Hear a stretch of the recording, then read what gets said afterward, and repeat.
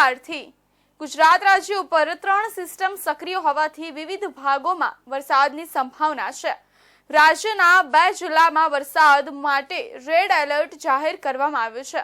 સુરત અને અમરેલીમાં અત્યંત ભારે વરસાદની સંભાવના સાથે રેડ એલર્ટ જાહેર કરવામાં આવ્યું છે, જ્યારે અમદાવાદ શહેરમાં ઓરેન્જ એલર્ટ હવામાન વિભાગ દ્વારા આપવામાં આવ્યું છે। હવામાન વિભાગ દ્વારા રાજ્યના વિવિધ જિલ્લાઓમાં રેડ, ઓરેન્જ અને યલો એલર્ટ જાહેર કરવામાં આવ્યું છે। ગુજરાતમાં ફરી એક વખત ચોમાસું જામ્યું હોય એવી સ્થિતિ સર્જાઈ છે। રાજ્યમાં લાંબા વિરામ બાદ વરસાદની વિવિધ સિસ્ટમ સક્રિય થતા અનેક જિલ્લાઓમાં હળવાથી મધ્યમ તો ભારેથી અતિભારે વરસાદની શક્યતા હવામાન વિભાગ દ્વારા વ્યક્ત કરવામાં આવે છે। રાજ્યભરમાં મેઘગર્જનાની ચેતવણી છે, એટલે કે ગાજવીજ સાથે વરસાદ વરસી શકે છે। આગામી 5 દિવસ દરિયાકાંઠાના વિસ્તારોમાં પણ ભારે પવન ફૂંકાવાને કારણે માછીમારોને દરિયો ન ખેડવા સૂચના આપવામાં આવી છે।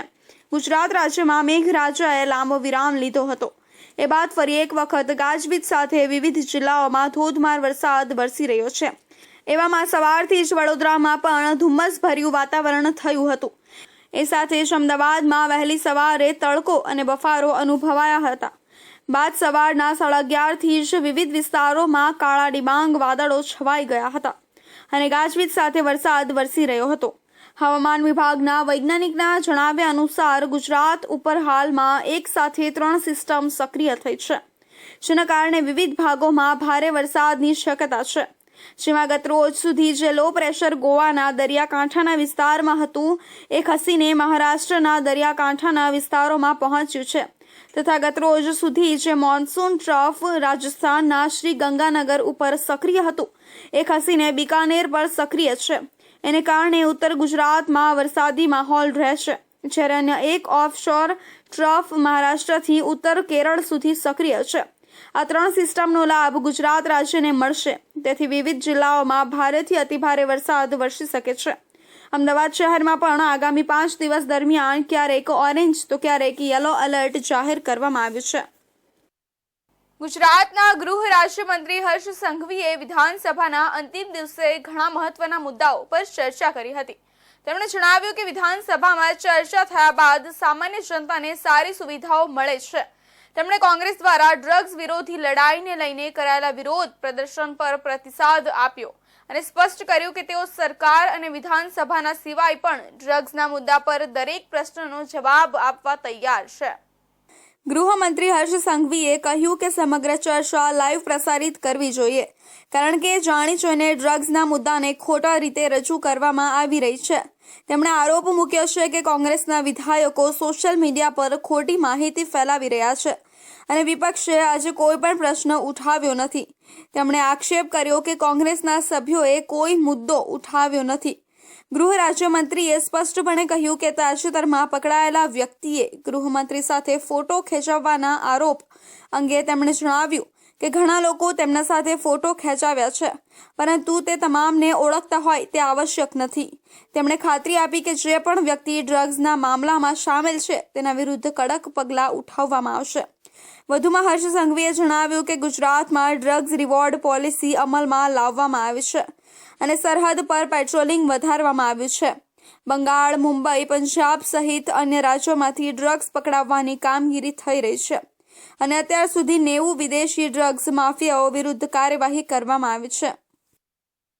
मैंने स्पीकर साहब को यह भी रिक्वेस्ट की थी कि आज की ये चर्चा राज्य और देश में लाइव की जाए, जिसके कारण विपक्ष के मन में प्रश्न कितने हैं, उसके सही जवाब कितने हैं, वो लोगों तक पहुंचे। विपक्ष ने जानबूझ के मात्र मीडिया के सामने लोगों का ध्यान आकर्षित करने के लिए बैनर्स जरूर से लेके खड़े रहते हैं, लेकिन आज की ये चर्चा में विस्तृत चर्चा की जब मैंने बाहिंदरी दी, जब मैंने उनको पूरी तरह से जिम्मेदारी से मैंने उनको कहा कि आपके मन में आज नहीं 10 साल पहले का भी कोई प्रश्न हो तो आप पूछिए, मैं जवाब देने के लिए तैयार हूं। जानबूझ के विधानसभा में उनके साथी द्वारा ये चर्चा रोकने का प्रयास किया गया।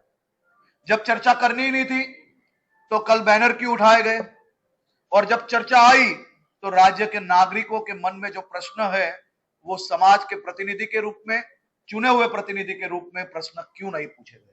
તેઓએ રાજ્યના યુવાનો અને તેમના પરિવારને વિનંતી કરી કે તેઓ યુવાનો પર વિશ્વાસ રાખે અને જો કોઈના ચાલચલનમાં કોઈ ફેરફાર જણાય તો તરત પોલીસને જાણ કરે.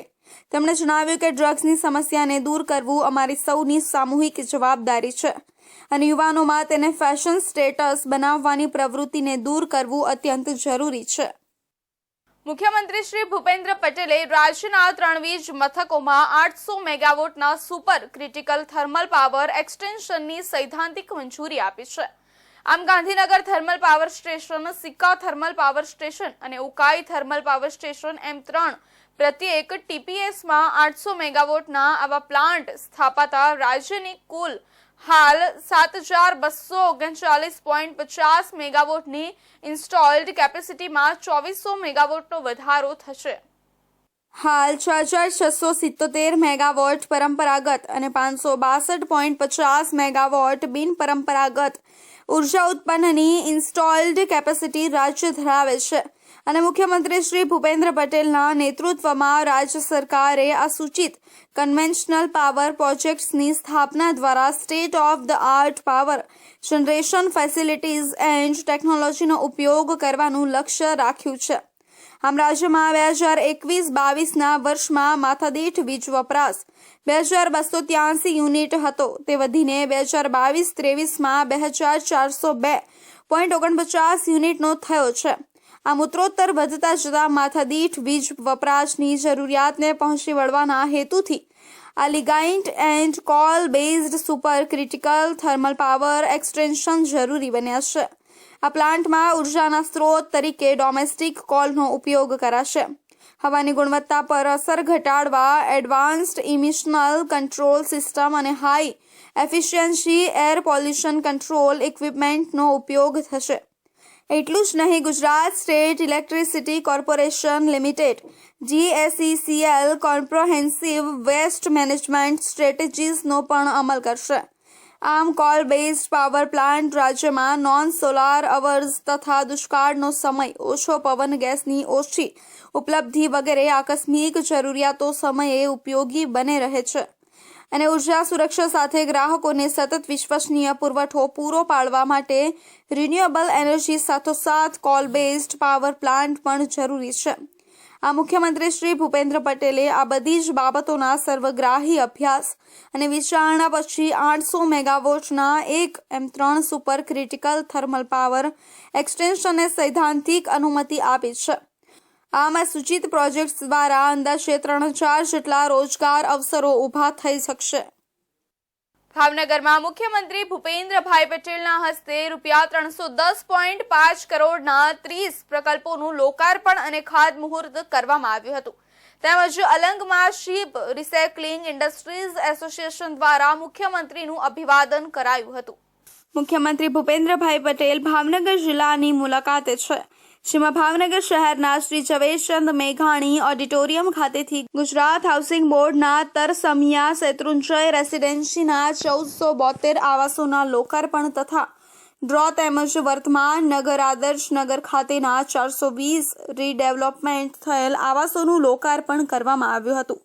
આ ઉપરાંત ગુજરાત હાઉસિંગ બોર્ડ ગાંધીનગર હસ્તકના ભાવનગર શહેરના 264 LIG વર્ધમાન નગર અને 156 LIG આદર્શનગર ભાવનગરનું રીડેવલપમેન્ટ ₹31.73 કરોડના કામનું લોકાર્પણ ભાવનગર શહેરના તરસમિયા ખાતે ફેઝ 5 પેકેજ નંબર 31 અંતર્ગત 896 EWS1 પ્લસ 576 EWS2 પ્રકારના ગ્રાઉન્ડ ફ્લોર પ્લસ 3 માળના મકાનોનું લોકાર્પણ અને ભાવનગર મહાનગરપાલિકા હસ્તકના 2 ફાયર ફાઇટર વાહનોનું લોકાર્પણ તથા અમૃત 2.0 યોજના હેઠળ 12 ESR LED sign board fit કરવાની કામગીરીનું તેમજ નવું PSR ને કલર કામ RCC road paver block fitting તથા ESR અને ફિલ્ટર PMICની અંદર ગાર્ડન સહિતનું બ્યુટિફિકેશનનું અમૃત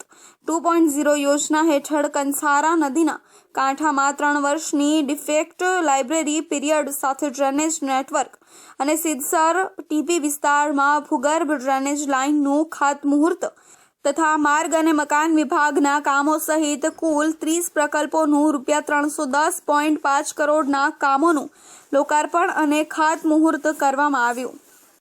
અને સીએનજી ટર્મિનલનું પણ ખાતમુહૂર્ત કર્યું છે. હવે એ લોકો આગળ કામ કરવા માટે એકાદ વસ્તુ કંઈ ગવર્મેન્ટની એમને બાકી છે, મળી જશે. એટલે લગભગ આ 15 મહિનાની વાત છે કે પણ આખો પ્રોજેક્ટ શરૂ થઈ જવાનો. મકાનોની વાત થતી હતી, મકાનો બનાવ્યા તો મેં કીધું કે ભાઈ સ્ટેજ ઉપર આવીને સ્ટેજ ઉપર તો પૂછતા હોઈએ એટલે કે બધા સારું બોલે ને, અહીંયા અમારી જોડે બેઠા હોય તો કોણ ખરાબ બોલે કે ના સારું થયું કે નથી. પણ બેન કહે છે કે ના ના ખરેખર સારું થયું છે ને હું જોઈ આવી છું. બરોબર છે, સાચી વાત છે, બરોબર છે. એટલે ક્વોલિટી અને ક્વોલિટી ઉપર ધ્યાન રાખીને આપણે બધાએ આગળ વધવું છે. આ ઉપરાંત અલંગ ખાતે શિપ રિસાયકલિંગ ઇન્ડસ્ટ્રીઝ એસોસિએશન દ્વારા મુખ્યમંત્રીનો અભિવાદન અને સન્માન સમારોહ યોજવામાં આવ્યો હતો. આ કાર્યક્રમમાં કેન્દ્રીય અન્ન અને નાગરિક પુરવઠા રાજ્યમંત્રી નીમુબેન બાંભણિયા, મેયર ભરતભાઈ બારડ, ધારાસભ્યો જીતુભાઈ વાઘાણી, સેજલબેન પંડ્યા, ગૌતમભાઈ ચૌહાણ સહિતના આગેવાનો ઉપસ્થિત રહ્યા હતા. ગુજરાત વિધાનસભામાં વિપક્ષના નેતા અમિત ચાવડાએ જાતિ આધારિત જનગણના અંગેનો પ્રસ્તાવ રજૂ કર્યો. સત્રના અંતિમ દિવસે ચાવડાએ રાજ્યમાં સામાજિક ન્યાય સુનિશ્ચિત કરવા માટે જાતિ આધારિત ગણતરીની જરૂરિયાત વ્યાખ્યાયિત કરી હતી, જેના પર સરકારના પ્રવક્તા ઋષિકેશ પટેલે નિવેદન આપ્યું હતું.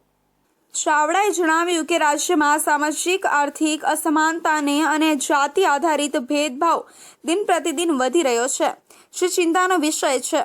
કેટલીક જગ્યાઓને વિકાસનો વધુ લાભ મળી રહ્યો છે, જ્યારે અન્યને વંચિત રાખવામાં આવી રહ્યું છે. સરકારી નોકરીઓ, ઉદ્યોગોમાં અસમાનતા અને શિક્ષણમાં વિતરણ સ્પષ્ટ છે. આ પ્રસ્તાવ પર પ્રતિક્રિયા આપતા સરકારના પ્રવક્તા મંત્રી ઋષિકેશ પટેલે કહ્યું કે જાતિ આધારિત જનગણના માટેનો પ્રસ્તાવ કોંગ્રેસના કેન્દ્રીય નેતૃત્વ દ્વારા સત્તા મેળવવા માટે સક્રિય કરેલો એક ટૂલકીટ છે. પટેલે વધુમાં સ્પષ્ટ કર્યું કે 1951 થી 1991 સુધી કોંગ્રેસની સરકાર હતી, પરંતુ તે સમયે જાતિ આધારિત ગણતરીની વાત ક્યારેય કરવામાં આવી ન હતી. 1991 પછી 2001 અને 2011 સુધી જે ગણતરી કરવામાં આવી તે જાતિ આધારિત નહોતી. તેથી હવે આ ગણતરી જાતિ આધારિત કરવા માટેનો પ્રયાસ કેમ કરવામાં આવી રહ્યો છે? તેમણે આ પ્રસ્તાવને નકારી આપ્યું અને જણાવ્યું કે જાતિ આધારિત જનગણના કરાવવું કેન્દ્ર સરકારના કાર્યક્ષેત્રમાં આવે છે, રાજ્ય सरकारना नहीं. कि जनगणना करेंगे तो जातियों के हिसाब से करेंगे. जातिवादी राजनीति बहुत साल से वो चलाने का, लेकिन ओबीसी के लिए भी, ओबीसी का यहाँ पर गुजरात में और पूरे देश में अगर किसी को श्रेय जाता है तो वो भारतीय जनता पार्टी और विपक्ष की सरकार मोरारजी देसाई जी की सरकार को जाता है.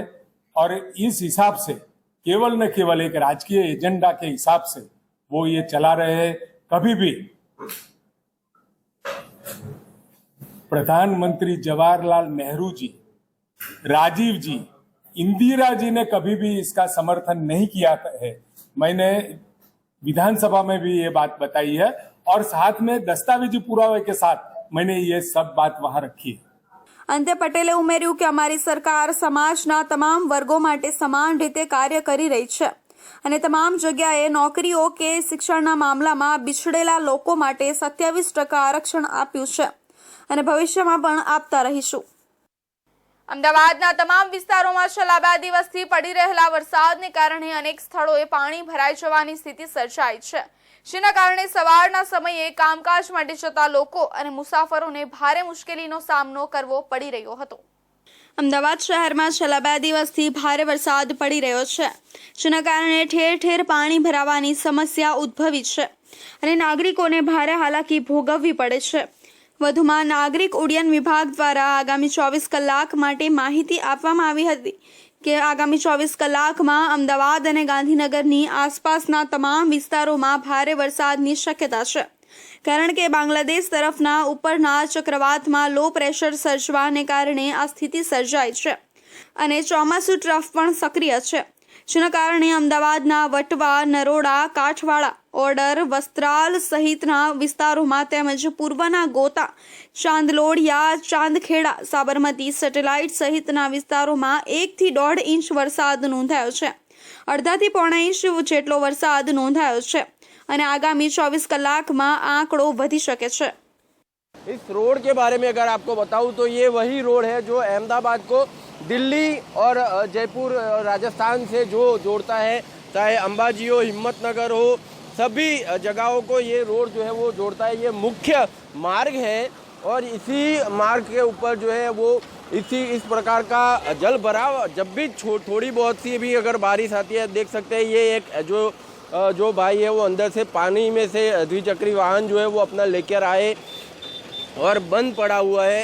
साथ ही साथ जो यहाँ से बस और लग्जरिया और जो और भी जो साधन निकलते हैं, सभी लोगों को यहाँ पर दिक्कतों का सामना जो है वो करना पड़ रहा है. हालांकि अभी भी जो मौसम विभाग की आगाही की अगर बात करें तो अभी भी जो है वो मौसम विभाग की तरफ से आगाही दी गई है कि अगले 24 घंटों तक जो है वो बांग्लादेश के ऊपर जो अपर साइक्लोन जो लो प्रेशर सर्जित हुआ है उसकी वजह से अगले 24 घंटों तक जो है वो राजस्थान के साथ साथ उत्तर गुजरात और उत्तर गुजरात के साथ इसकी जो असर है वो मध्य गुजरात यानी कि अहमदाबाद, गांधीनगर, बड़ौदा जैसे शहरों में भी इसकी असर जो है वो देखने को मिल सकती है. और इसी की वजह से इन सारे इलाकों पर, उत्तर गुजरात के काफ़ी सारे इलाकों में जैसे कि बनासकांठा हो गया, साबरकांठा हो गया, अरवली हो गया, रेड अलर्ट दिया गया है. तो साथ ही साथ अहमदाबाद, जो गांधीनगर है, बड़ौदा है, खेड़ा है, नडियाद है, आनंद है जैसे इलाकों में येलो अलर्ट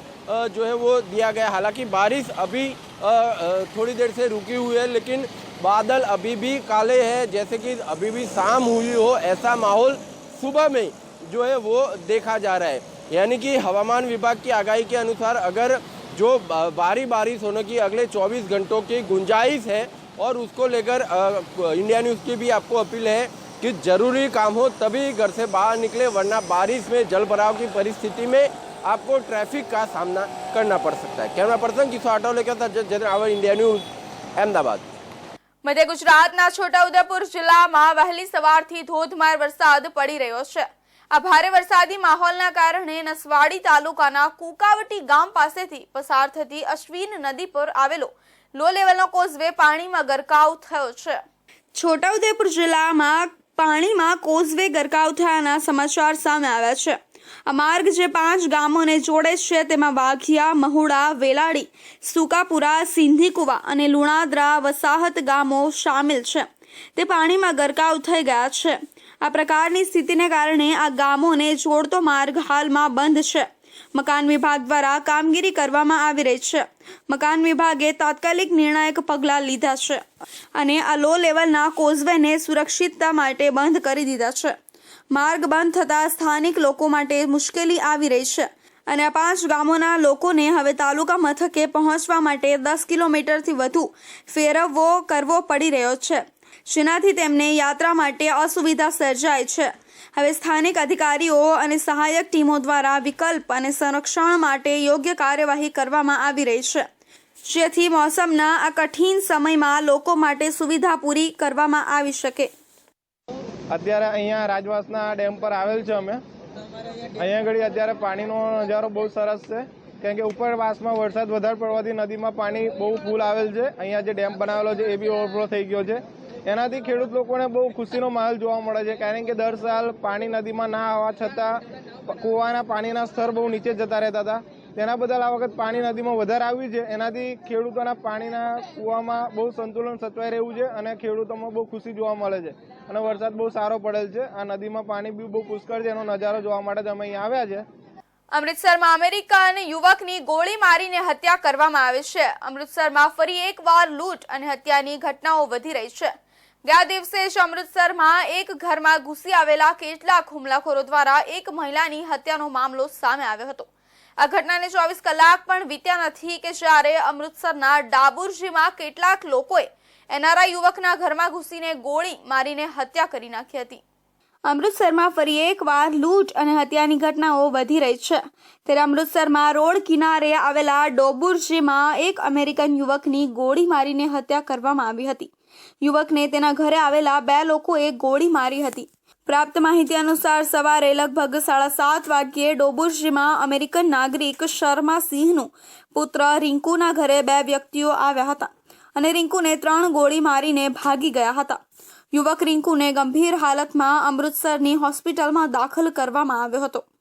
ਇਹ ਸਵੇਰੇ 7 ਵਜੇ ਦੇ ਕਰੀਬ 5 ਮਿੰਟ ਦੇ ਕਰੀਬ ਸਾਰਾ ਕੰਮ ਹੋਇਆ ਆ 5 ਮਿੰਟਾਂ ਦੇ ਵਿੱਚ ਹੀ ਤੇ ਇਹ ਮੁੰਡਾ ਸਾਡਾ ਰਿੰਕੂ ਆ ਸੁਖਚੈਨ ਸਿੰਘ ਤੇ ਉਹ ਇੱਥੋਂ ਪਿੰਡੋਂ ਪਹਿਲਾਂ ਪੁੱਛਿਆ ਮੁੰਡਿਆਂ ਨੂੰ ਦੋਵਾਂ ਜਣਿਆਂ ਨੂੰ 2 ਜਣੇ ਆਏ ਸੀ ਸਿੰਘ ਤੇ ਮੋਟਰਸਾਈਕਲ ਦੇ ਉੱਤੇ ਹੀ ਸਪਲੈਂਡਰ ਦੇ ਉੱਤੇ ਤੇ ਉਹ ਆ ਕੇ ਉਹਨਾਂ ਨੂੰ ਪੁੱਛਿਆ ਪਹਿਲਾਂ ਤਾਂ ਇੱਥੇ ਆ ਕੇ ਗੱਲ ਕਰਨ ਲੱਗ ਪਏ ਆ ਕੇ ਗੱਲ ਇਹੋ ਪੁੱਛੀ ਉਹਨੂੰ ਵੀ ਗੱਡੀ ਦੀ ਆਰਸੀ ਕਿੱਦਾਂ ਬਣਾਈ ਤੁਸੀਂ ਅਸੀਂ ਵੀ ਬਣਾਉਣੀ ਆ ਅਸੀਂ ਫਲਾਂ ਠੀਕ ਆ ਤੇ ਉਹਨੂੰ ਡਾਊਟ ਹੋ ਗਿਆ ਉਹ ਭੱਜ ਕੇ ਆ ਗੱਡੀ ਦੇ ਵੱਲੇ ਹੋਇਆ ਮਾੜਾ ਜਿਹਾ ਤੇ ਬਾਅਦ 'ਚ ਉਹਨਾਂ ਨੇ ਉਹਦੇ ਪਿਸਤੌਲ ਰੱਖ ਲਈ ਆ ਗਿੱਚੀ ਦੇ ਵਿੱਚ. આ સંદર્ભે મીડિયાને માહિતી આપતા પોલીસે જણાવ્યું હતું કે કારની આરસી માંગવાના બહાને 3 હુમલાખોરો ઘરમાં ઘૂસ્યા હતા અને ત્યારબાદ તેઓએ યુવક સુખચેન સિંહ પર ગોળીઓ વરસાવવાનું શરૂ કરી દીધું હતું અને આ દરમિયાન પરિવારના સભ્યો હાથ જોડી રહ્યા હતા. ઘાયલ યુવકો સામે હુમલો કર્યો હતો પરંતુ હુમલાખોરોએ સાંભળ્યું ન હતું અને યુવક સુખચેન સિંહને માથા અને ગરદનમાં ગોળી મારી દીધી હતી. ત્યારબાદ તેમની પિસ્તોલમાંથી ફાયરિંગ બંધ થઈ ગયું હતું અને યુવક ત્યાંથી ભાગી ગયો હતો. 2 ਬੰਦੇ ਗੇਟ ਤੇ ਆਏ ਆ ਗੇਟ ਤੇ ਆ ਕੇ ਇਹਨਾਂ ਨੇ ਪੁੱਛਿਆ ਕਿ ਤੇਰੀ ਆ ਜਿਹੜੀ ਮਰਸੀ ਦੀ ਆਰਸੀ ਵਿਖਾ ਤੂੰ ਕਿੱਥੋਂ ਲਈ ਆ ਤੇ ਉਹ ਕਹਿੰਦਾ ਵੀ ਤੁਸੀਂ ਕਾਹਦੀ ਆਰਸੀ ਕੌਣ ਜੇ ਇਹਦਾ ਕਰਦਿਆਂ ਉਹਨੂੰ ਪਿਸਟਲ ਪੁਆਇੰਟ ਤੇ ਅੰਦਰ ਲੈ ਗਏ. ਅੰਦਰ ਖੜ ਕੇ ਉਹਨਾਂ ਨੇ ਇਹਦੇ ਨਾਲ ਬਹਿਸ ਹੋਈ ਆ ਬਹਿਸ ਹੋ ਕੇ ਉਹਨਾਂ ਨੇ ਇੱਥੇ ਫਾਇਰਿੰਗ ਕੀਤੀ ਆ. ਫਾਇਰਿੰਗ ਕਰਨ ਦੇ ਵਿੱਚ ਬਾਅਦ 'ਚ ਉਹਨਾਂ ਪੂਰੀ ਕੋਸ਼ਿਸ਼ ਕੀਤੀ ਆ ਕਿ ਇਹਨੂੰ ਅਸੀਂ ਤਸੱਲੀ ਨਾਲ ਮਾਰੀਏ ਲੇਕਿਨ ਮਤਲਬ ਉਹਨਾਂ ਦਾ ਜਿਹੜਾ ਵੈਪਨ ਆ ਉਹ ਅੜ ਗਿਆ ਉਹ ਚੱਲਿਆ ਨਹੀਂ ਉਹ CCTV ફૂટેજ ਆਉਂਦਾ. ત્યાં જઈ રહેલી પોલીસનું કહેવું છે કે ઘાયલ યુવકો હોસ્પિટલમાં દાખલ છે અને તેના પરિવારના સભ્યો પણ હોસ્પિટલમાં છે અને હાલ ઇજાગ્રસ્ત યુવકનું નિવેદન નોંધવામાં આવશે અને મામલાની સઘન તપાસ કરવામાં આવશે. ટૂંક સમયમાં આરોપીઓની ધરપકડ કરવામાં આવશે. આંગણવાડીમાં ભૂલકા હવે જ્ઞાનપુંજ કિટ સાથે જ્ઞાન મેળવી રહ્યા છે. સરકારે પાપા પગલી પ્રોજેક્ટ અંતર્ગત આંગણવાડી કેન્દ્રોમાં જ્ઞાનપુંજ પ્રી સ્કૂલ ટોય કિટ ફાળવી છે. તેને લઈને નંદ ઘરના ભૂલકાઓ અલગ અલગ પ્રવૃત્તિઓ કરી રહ્યા છે. માટીમાંથી અવનવી ડિઝાઇન બનાવતા શીખી રહ્યા છે. અત્યારે સરકારના આ નવા પ્રોજેક્ટને લઈને ભૂલકાઓ મોટી સંખ્યામાં બાળ મંદિરમાં આવી અને જ્ઞાન મેળવી રહ્યા છે. ગુજરાત સરકાર નવતર પ્રયોગો થકી શિક્ષણને ઉચ્ચ સ્તરે લઈ જવા સતત પ્રયત્નો કરી રહી છે, જેમાં પાયાનું શિક્ષણ મજબૂત થાય તે દિશામાં સરકાર અનેક પ્રોજેક્ટ થકી કામ કરી રહી છે. ત્યારે ગુજરાતમાં બાળ મંદિરમાં આવતા બાળકો માટે હવે જ્ઞાનપુંજ કિટ સાથે જ્ઞાન મેળવી રહ્યા છે. સરકારે પાપા પગલી પ્રોજેક્ટ અંતર્ગત આંગણવાડી કેન્દ્રોમાં જ્ઞાનપુંજ પ્રી સ્કૂલ ટોય કિટ ફાળવી છે, જેનાથી અનેક બાળકોના જ્ઞાનમાં વધારો થઈ રહ્યો છે. વાર્તાના પ્લે કાર્ડ થકી નાના ભૂલકાઓને આંગણવાડી કાર્યકર્તા વાર્તા સંભળાવે છે.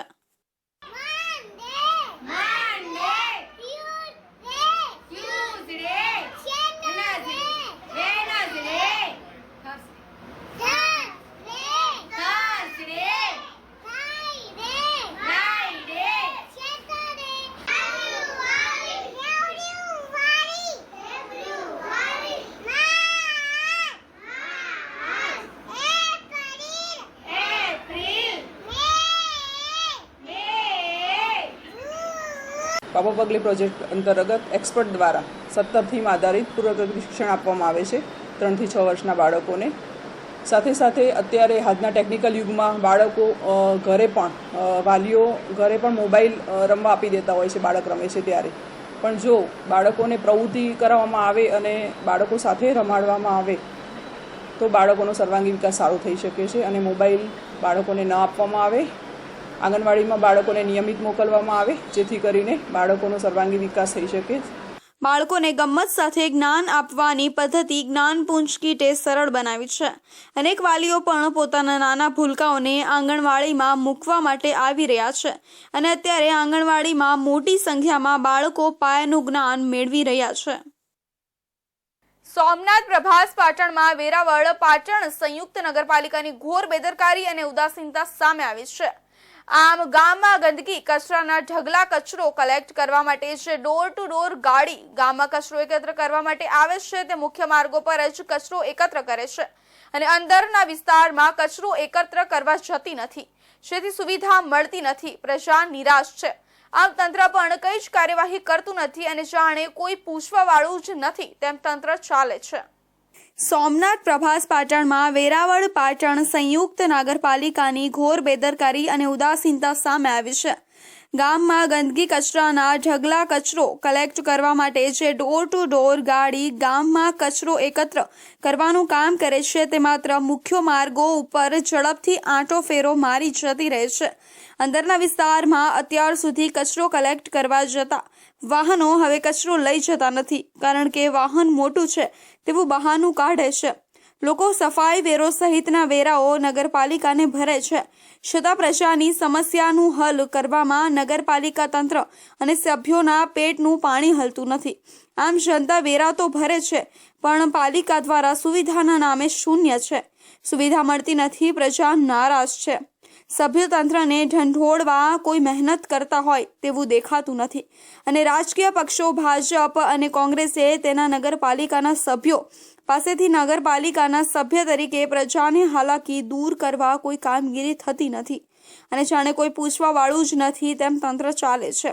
આમ શાંતિનગર વિસ્તારમાં રોડ બનાવવા વારંવાર નગરપાલિકા તંત્ર કામગીરી કરે છે, પરંતુ માત્ર કાગળો ઉપર।